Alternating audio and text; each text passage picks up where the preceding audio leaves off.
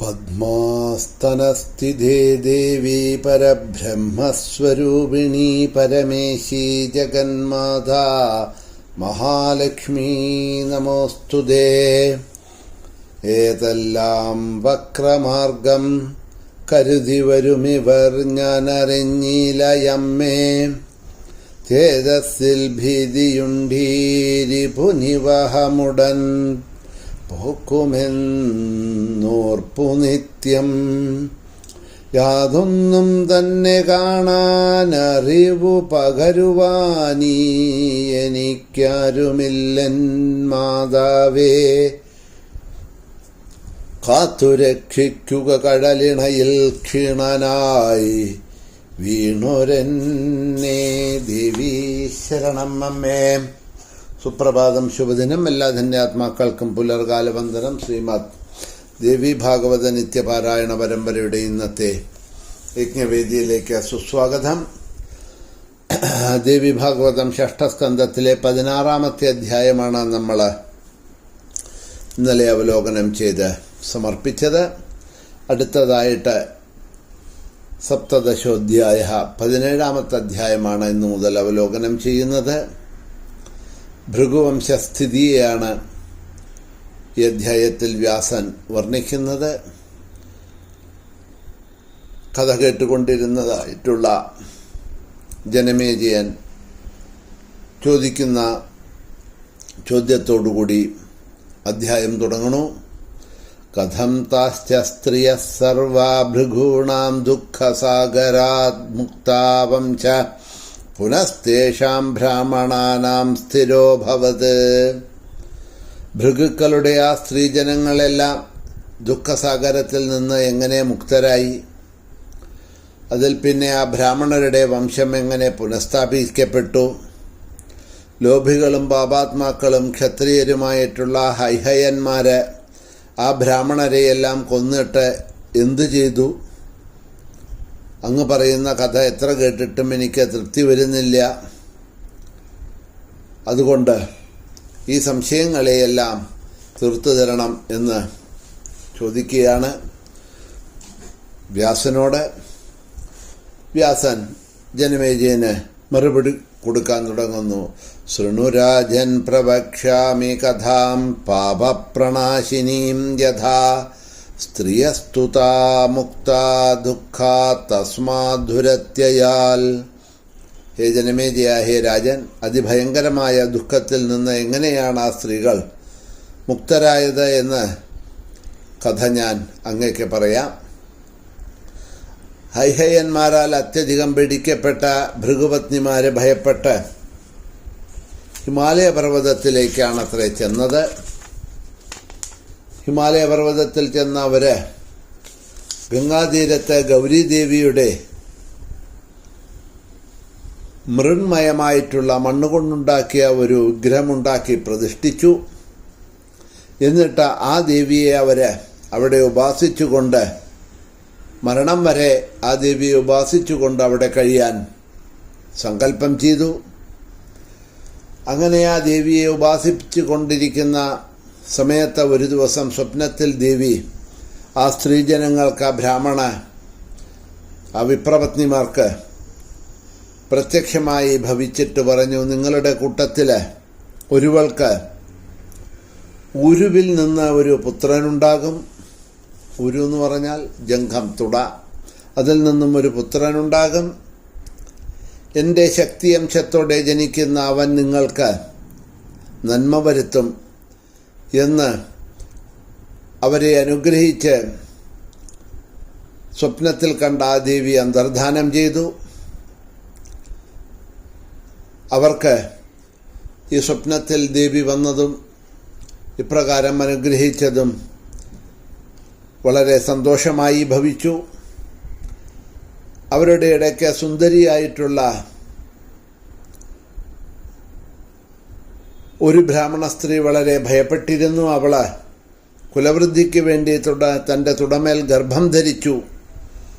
ഒരു ദിവസം ആ ബ്രാഹ്മണ സ്ത്രീ ഭയാർത്തിയായി ഓടിപ്പോകുന്നത് കണ്ട് ക്ഷത്രിയരെ പരിഭ്രാന്തിയും പരമ തേജസ്വിനിയുമായ അവളുടെ പിന്നാലെ പാഞ്ഞു ചെന്നു. അവളെ പിടിക്കേകട്ട് അതാ ഗർഭിണിയായിട്ടുള്ള ഒരുവള് ഓടിപ്പോകുന്നുണ്ട് എന്ന് ആക്രോശിച്ചുകൊണ്ട് അവളുടെ പിന്നിൽ ഓടാൻ തുടങ്ങി. ഊരിപ്പിടിച്ച വാളുമായിക്കൊണ്ട് അവളുടെ അടുത്തെത്തി അവരെ കണ്ട അവൾ ഭയന്ന് വാവിട്ട് കരഞ്ഞു. ഗർഭം രക്ഷിക്കുന്നതിനു വേണ്ടി അവൾ ഭയന്നുകൊണ്ട് അലമുറയിട്ടു. പ്രാണൻ പോകുമാറ് തൻ്റെ മാതാവ് ദയനീയമായി വിലപിക്കുന്നത് കേട്ട് സിംഹം പിടികൂടിയ ഗർഭിണിയായ പേടമാനിനെ പോലെ ക്ഷത്രിയന്മാരാൽ പീഡിതരായിട്ടുള്ള ആരും ആശ്രയമില്ലാതെ കണ്ട് കരയുന്നത് കേട്ടിട്ട് ഭയപ്പെട്ട് വിറച്ച് കണ്ണീരൊഴുക്കി ഇരുന്നതറിഞ്ഞ ക്രുദ്ധനായി തുടപിളർന്ന ഗർഭസ്ഥനം സൂര്യനെപ്പോലെ തേജനുമായിട്ടുള്ള ഒരു ബാലൻ അവളുടെ തുടയിൽ നിന്നും പുറത്തു വന്നു എന്ന് പറയുന്നു. മുഷ്ണൻ ദൃഷ്ടി ക്ഷത്രിയാണാം തേജസാ ബാലകശുഭ ദർശനാൽ ബാലകസ്യാശു സർവേ ജാതാ വിലോചന. അവൻ തേജസ്സുകൊണ്ട് ക്ഷത്രിയന്മാരുടെ കണ്ണുകളെ കവർന്നു. ആ ബാലനെ കണ്ടതോടെ ഈ ക്ഷത്രിയന്മാർ അവനെ നോക്കിയവരുടെ കണ്ണുകളെല്ലാം അവൻ്റെ തേജസ് കാരണം നഷ്ടപ്പെട്ടു. അന്ധരെപ്പോലെ ക്ഷത്രിയര് ആ പർവ്വതത്തിലുള്ള ദുർഗങ്ങളിൽ കിടന്ന് കറങ്ങി. എന്തുകൊണ്ടാണ് ഇപ്പോൾ ഇങ്ങനെ സംഭവിക്കാൻ കാരണമെന്ന് ഏവരും മനസ്സുകൊണ്ട് ആലോചിച്ചു. ആ ബാലനെ കണ്ടതോടുകൂടി എല്ലാവരുടെയും കാഴ്ച നഷ്ടപ്പെട്ടു. ഇങ്ങനെ സംഭവിച്ചത് ആ ബ്രാഹ്മണയുടെ പ്രഭാവം കൊണ്ടാവും, പാതിവൃത്യത്തിൻ്റെ ബലം കൊണ്ടായിരിക്കും ഇങ്ങനെ സംഭവിച്ചത് എന്നൊക്കെ അവര് ചിന്തിച്ചു. ഒരു ക്ഷണം കൊണ്ട് നമ്മുടെ സങ്കല്പമെല്ലാം നിഷ്ഫലമായി. ഇതാ ഇപ്പം അന്ധരായി ആ ദുഃഖവും കൊണ്ട് നടക്കേണ്ടി വരുന്നു. ഇനി നമ്മൾ എന്താ ചെയ്യുക എന്ന് മനസ്സുകൊണ്ട് ചിന്തിച്ച് കാഴ്ചയില്ലാത്തവരും നിരാശ്രയരും ആയിട്ടുള്ള ഹൈഹയന്മാര് ഗത്യന്തരമില്ലാതെ ആ ബ്രാഹ്മണിയെ തന്നെ ശരണം പ്രാപിച്ചു. അപ്പോഴും ഭയന്ന് വിറച്ചുകൊണ്ട് നിൽക്കുന്ന അവളെ അവർ കൈകുപ്പിക്കൊണ്ട് നമസ്കരിച്ചു. എന്നിട്ട് അവളോട്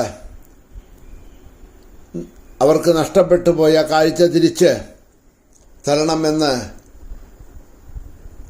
ആ ബ്രാഹ്മണ സ്ത്രീയോട്, വിപ്രപത്നിയോട് അപേക്ഷിച്ചു. പാപബുദ്ധികളായ ഈ ക്ഷത്രിയരെ തെറ്റ് ചെയ്തു പോയി. നിന്റെ ദർശനം കൊണ്ടും, അതായത് നിന്റെ പുത്രൻ്റെ ദർശനം കൊണ്ട് ഞങ്ങളുടെ കാഴ്ചശക്തിയെല്ലാം നഷ്ടപ്പെട്ടവരായി തീർന്നു. ഞങ്ങൾക്ക് ഒന്നും തന്നെ കാണാൻ കഴിയുന്നില്ല. നിന്റെ തപോബലം വളരെയധികം തന്നെയാണ്. ഞങ്ങൾ പാപം ചെയ്തു പോയി, പക്ഷെ എന്തു ചെയ്യാം? ഇതാ നിന്നെ ശരണം പ്രാപിച്ചിരിക്കണോ, ഞങ്ങൾക്ക് കാഴ്ച നൽകണം. മരണത്തേക്കാൾ കഷ്ടമാണ് അന്ധരായിരിക്കുന്നത്. അതുകൊണ്ട് ഞങ്ങളോട് കൃപ കാണിക്കണം.